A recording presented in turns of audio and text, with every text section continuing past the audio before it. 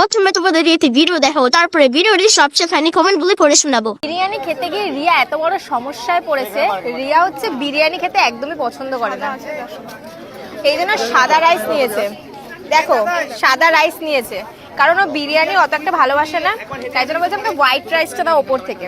কিন্তু বিরিয়ানিটা কেমন হয়েছে অনেস্টলি বল?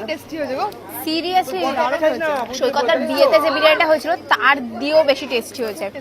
আর আলুটা দেখো একদম নরম তুলতুলে, তার সাথে এখানে রয়েছে চিকেনের গ্রেভি, দারুণ লাগছে।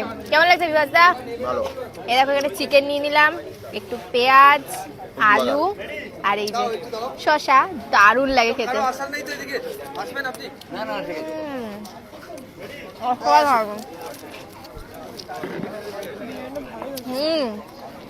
আমার জানো তো বিরিয়ানির সাথে চিকেন চাপে দিয়ে চিকেন কষাটা বেশি ভালো লাগে। চিকেন কষাই করা হয়েছে। তো তোমরা কারো কারো বিরিয়ানির সাথে চিকেন চাপ না কষা কোনটা বেশি ভালোবাসো অবশ্যই কমেন্টে জানিও। তো চলো খাওয়া দাওয়া করে বিরিয়ানির সামনে থাকলে বেশি কোনো বসে যাবে না। চলো चलिए शुरू करते हैं। বলছি আগে যা তেল মারতে পারে তা ধারণার বাইরে।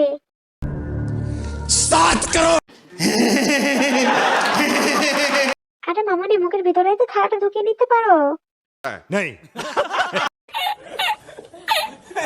বলছি ড্রেস পরেছো কি বারবার হাত দিয়ে চেপে রাখতে নাকি?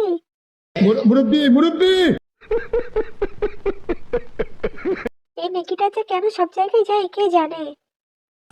শোনা গো আমার খুব কষ্ট যে বলো।